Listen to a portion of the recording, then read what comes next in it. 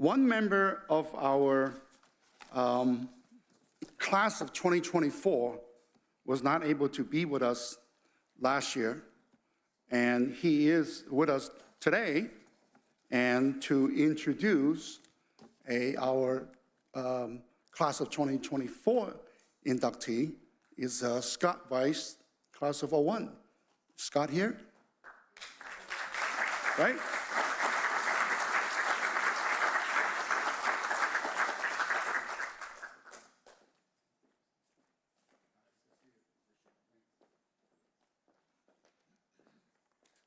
Well, good afternoon, everyone. In true New York form, there is an understudy for today's program, and that is me. My sister actually had planned to be here today to introduce my father. Unfortunately, has been caught up in some of the air travel fun that we all are dealing with these days. So I'm glad to be here, honored to be here to talk a little bit about my father. So not to mix the two things there, one of the things you have to understand about my father is that punctuality is very important. As a matter of fact, when I was in the Uber with my mom and my sister coming over here, he started texting at 1:36, "Are you on your way?" "Yes, Dad, we're on our way." If there's a dinner reservation at 6, he's there at 5:50. And for our family of 5, my wife, Stephanie, and my son, Graham, are here today. Getting our family of 5 up and running and there on time sometimes is a bit of a hurdle. So we've learned as a family that we come in hot, and the kids do a tuck and roll. They run outside. They get into the restaurant right around 5:59. Grandpa's good. Mom and Dad park the car, and we get there a little bit later. So today is probably the first time in my life that I am able to stand up here and say, "Dad, you're late." You're late, Dad. But, of course, the plan was certainly not to miss last year's event. My father had a bit of a health challenge we had to work through, but true to form, he took that health challenge on and took it on with strength, and with the help of some incredible physicians, certainly a little bit of help from above, he came through it stronger. And we're excited to be here today. As we went through that episode, a little bit, telling of my father, I'll remember walking into the rehab hospital one day, and on the board beside the bed, they ask you to list out your goal. So he told the nurse what his goal was, and his goal very clearly was find a way to get out. And that was listed. And if you know anything about my father, when he sets his mind on a goal, he absolutely accomplished it. So thankfully, get out he did, and we're excited to be here to celebrate today. There's a lot that I can say about my father, but I think one of the first words that comes to mind is humble. To say that he has dedicated his life to service, which is, that famous inscription we all see in Statler Hall when we walk in and out of that building, that's certainly an understatement. It's not just service to the company that he worked for over 50 years. That company, Marriott, when he started, was not international. There were 11 hotels when he began. But it's other things like his long-term commitment to philanthropy, the leadership roles he has held over the years at Children's Miracle Network hospitals, the countless families and children that he has touched, and it's his service to his family and his loved ones. My sister and I, we were incredibly fortunate. We have our incredible mom who, as my father was often traveling, she kept us fed, she kept us headed in the right direction. She did not teach me to cook, as anyone in the food labs will tell you. But my father was always there for the moments that mattered most. And no matter what part of the world he was in, he made sure that he was home. And when we had the one time with my dad, he always had plenty of wisdom to share, whether you wanted to hear it or not. And that continues to this day. There was no Google back then, but my father always had incredible wisdom that he shares to this day and to myself and all of his grandkids. But one of the things about my dad is, for all the wisdom he shares, one of the things he never does much is talk about himself. My sister and I, of course, we knew he worked for Marriott.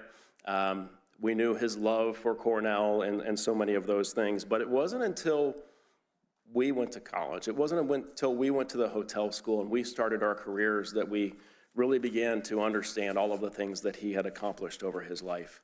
There were small mentions here and there we heard along the way, like the fact that he and a couple of others had started Marriott's Honored Guest Rewards in a suburban Dallas hotel that one day would grow to become Marriott Rewards. And now Marriott Bonvoy has over 250 million card-carrying members like myself. But when my sister and I would find out about some of those really cool things that he did, he just didn't want to talk about it a lot. He said, you know what, it was just part of what I did at work. But what he did share with us was the importance of a strong work ethic, to lead with humility, to always recognize others for their contributions, and to always be in service to your community. So today, many years later, I understand what Cornell gave to my father, why he was so passionate about giving back to the school, and why he's so passionate about giving back to the industry he loves. So some 53 years, Dad, after giving up the MOD keys at the Statler Inn to begin his incredible decades-long career in this industry, not to mention raise a family along the way, I'm excited to introduce my father, Steve Weisz, to accept this award. Congratulations, Dad. We're proud of you. I still cry like Mom. We're grateful for everything you've done for our family, this industry, this school, for all those you've led along the way, and we love you. Congratulations, Dad.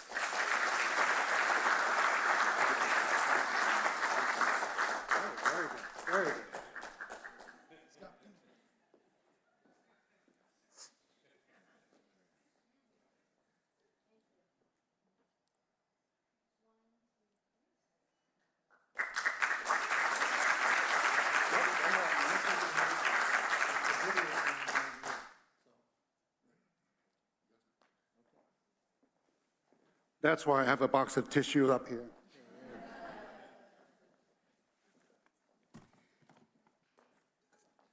This frying pan will come in great use in our household. I have to explain to my wife what it is, because she'd be the first to tell you that the best thing she makes is reservations. So, thank you.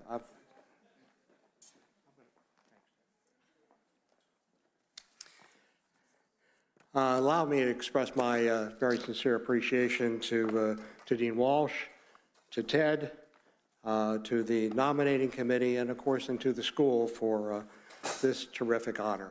I am truly humbled to be included in such an esteemed group of Hall of Fame inductees. And as we all know, success is in business is a team sport. It's not an individual one. And I was blessed throughout my career to work with many extraordinary colleagues. They collectively share in this recognition with me as a result. I could try to name them all, but I'm sure I would miss some, and I think when I got to the end of the list, Ted would give me the hook. So as Elizabeth Taylor said to her seventh husband, "Don't worry, I won't keep you long." Throughout my career, I was very fortunate to have the love and support from my wife, Linda, of 53 years, my two kids, Scott and Kristen, both of which surprised both Linda and I when they decided they wanted to go to the hotel school.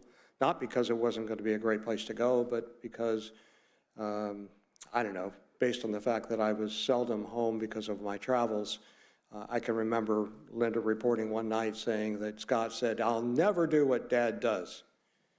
And then he announced shortly thereafter he wanted to go to Cornell, so go figure. So I really want to thank them for all their support for what I've been able to do. I think my career might best be described with the phrase that when opportunity knocks, answer the door. It started with my decision to attend Cornell. I was originally focused on going to Duke and majoring in business. And my next door neighbor, Dick Schaaf, who was a Cornell alum, was a VP at Marriott, asked me one day what I was going to do, and I told him that that was my aspiration, and he said, well, have you ever thought about the hospitality business? I said, I hadn't really. He gave me a few materials from the school, et cetera, and I was interested. I applied. I was fortunate to get accepted, and to this day, I think it's one of the best decisions I've ever made in my life. I worked the front desk at Statler during all 4 years of my being on campus, and one evening an upperclassman who was hosting in the main dining room asked me if I was ever going to be working on HEC. And I really didn't know much about HEC, so she explained it to me. So after hearing about it, I joined in and was very fortunate to be a member of the board from my sophomore and junior years until I was elected to be managing director of the 47th HEC in my senior year. By the way, the Toastmaster of our final dinner was Rocco Angelo. So.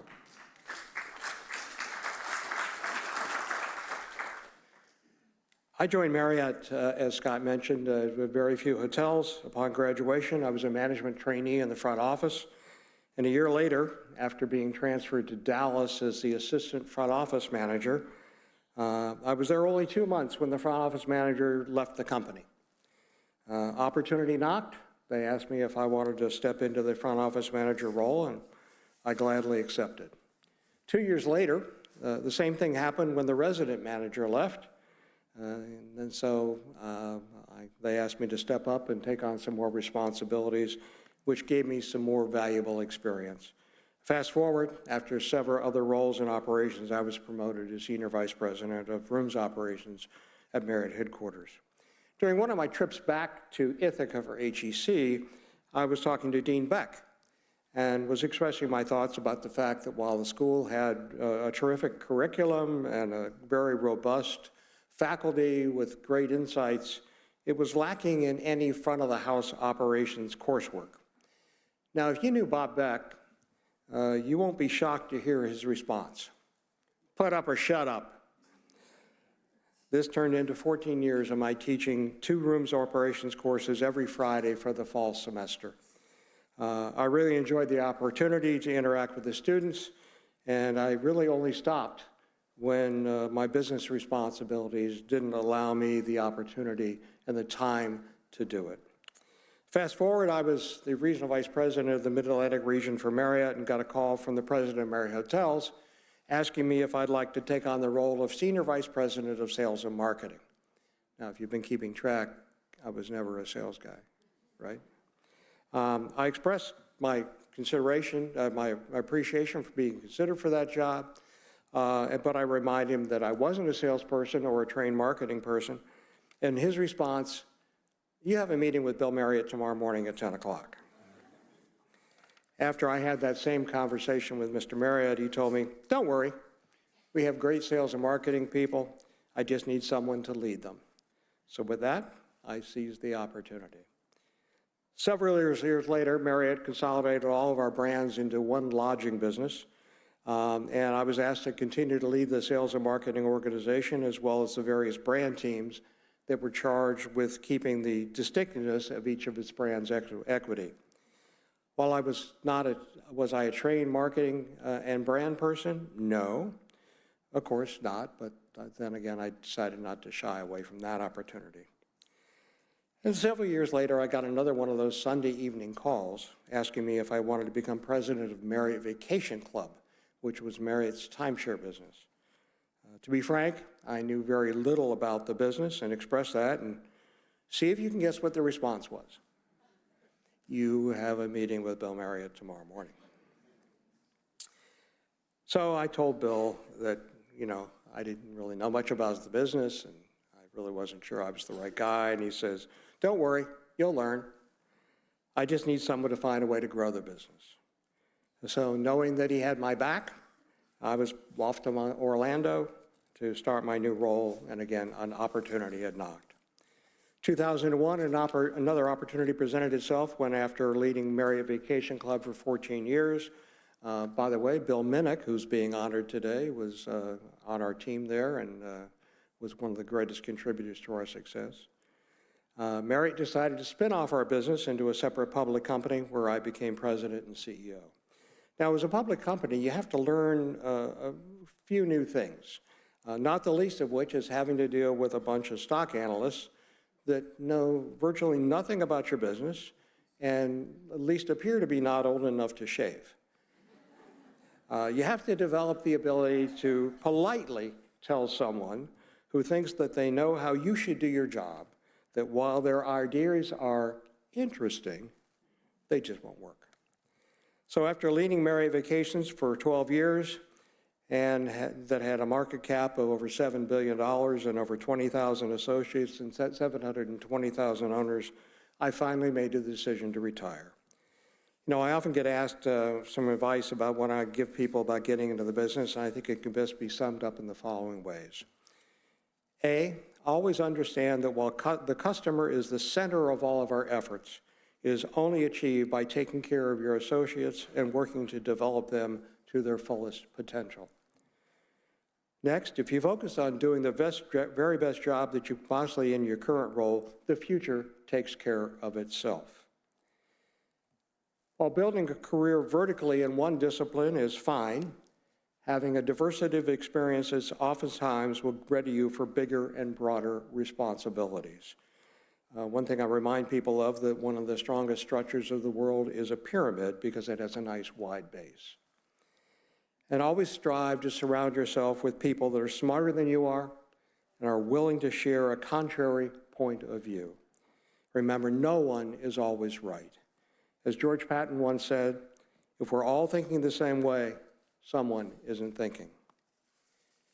And lastly, your job as a leader is to make sure that you have created an inspiring vision for your company, that your leadership team embraces that vision and are properly resourced, and then be prepared to get out of the way and stand back and applaud the results. This brings me back to where I started. My advice is, if opportunity knocks, don't be afraid to answer the door. Again, I thank you for your time. I thank you for this honor. I appreciate being here.